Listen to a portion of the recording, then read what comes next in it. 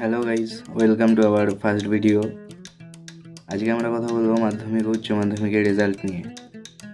প্রথমেই শুভেচ্ছা জানাই যারা এবছর মাধ্যমিকে খুব ভালো রেজাল্ট করেছো, আর যারা কম নাম্বার পেয়ে পিছিয়ে আছো বা ডিমোটিভেট হয়ে আছো বা হয়তো খুব চেষ্টা করেছো কিন্তু চেষ্টায় সফল হওনি, তারা চিন্তা করো না। ডিমোটিভেট হওয়ার কিছুই নেই। রেজাল্ট শুধুমাত্র একটা নাম্বার, ঠিক আছে? রেজাল্ট কখনো মানুষকে জাজ করতে পারে না। যদি রেজাল্ট দিয়ে মানুষকে জাজ করা হতো তাহলে আজকে পৃথিবীতে এত ইতিহাস তৈরি হতো না। এই যে এত ইতিহাস তৈরি হয়েছে, আমরা যদি সব ইতিহাস ঘেঁটে দেখি তাহলে দেখতে পারবো এমন অনেকেই আছে যারা মাধ্যমিকে হয়তো ফেল করেছে, মাধ্যমিকে হয়তো ঠিকঠাক নাম্বার পায়নি। তাই যারা যারা পিছিয়ে আছো, 1-2 নাম্বারের জন্য হয়তো কেউ ফার্স্ট ডিভিশন পাওনি বা কেউ স্টার পাওনি বা কেউ সেকেন্ড ডিভিশন পাওনি, এমনও কেউ কেউ আছে যারা পাস করেনি, ঠিক আছে? তবে এখন পাশের শতকরা অনেক বেশি, তাই ফেল করার চান্স খুব কম। তবু যারা ফেল করেছো তারা ডিমোটিভেট হয়েও না, হয়তো ভগবান এর থেকেও ভালো কিছু তোমাদের জন্য রেখেছে। চেষ্টা করো, আবার ঘুরে দাঁড়াও, আবার পড়াশোনা করো।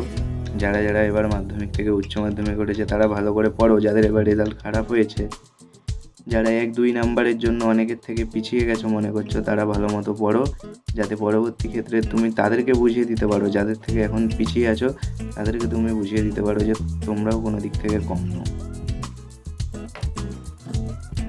আর বর্তমানে প্রতিযোগিতামূলক পরিস্থিতিতে চলতে চলতে আমরা ঢেউ হারিয়ে ফেলি। আমরা ভুলেই যাই যে নাম্বার শুধুমাত্র একটা কোয়ালিফিকেশান, ঠিক আছে? নাম্বার দিয়ে কখনো মানুষকে জাজ করা যায় না। হয়তো আজকে যে কম নাম্বার পেয়েছে কালকে সে অনেক কিছু করতে পারে, ঠিক আছে? হয়তো কালকে সে একটা বড় ইউটিউবার হতে পারে। এমনও তো অনেক উদাহরণ আছে যে যারা কম নাম্বার পেয়েছে তারা পরবর্তী ক্ষেত্রে অনেক কিছু করেছে।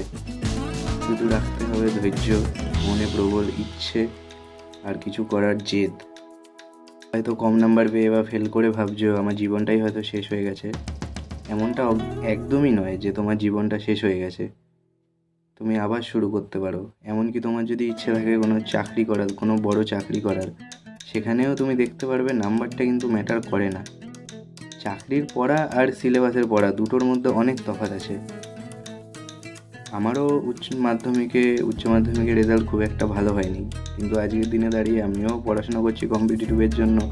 তো যেগুলো অনেক অঙ্ক আছে যেগুলো আমি মাধ্যমিকে একদমই অঙ্কে খারাপ ছিলাম, এখন তো আমি কিছুটা তো বুঝছি আগের তুলনায়। তাই হয়তো তখন নিজের দোষে নাম্বার খারাপ হয়েছে, ঠিকমতো পড়াশোনা করিনি, এখন আমি বুঝি। তেমনই রেজাল্ট খারাপ হতেই পারে, কিন্তু রেজাল্ট খারাপ হলেই যে জীবন শেষ হয়ে গেছে এটা নয়। তো আজকে বেশি কিছু না, এইটুকু বলেই ভিডিওটা শেষ করে দিতে হবে, কারণ প্রথমবার যেহেতু আমারও একটু নার্ভাসনেস কাজ করছে। জানি না ভিডিওটা কেমন হবে, ঠিকঠাক বলেছি কি না। যদি ভালো লাগে তাহলে অবশ্যই সাবস্ক্রাইব করবে, চ্যানেলটা লাইক করবে আর পাশে থাকবে। আমিও তোমাদের পাশে থাকবো, তোমাদেরকে মোটিভেট করার চেষ্টা করব।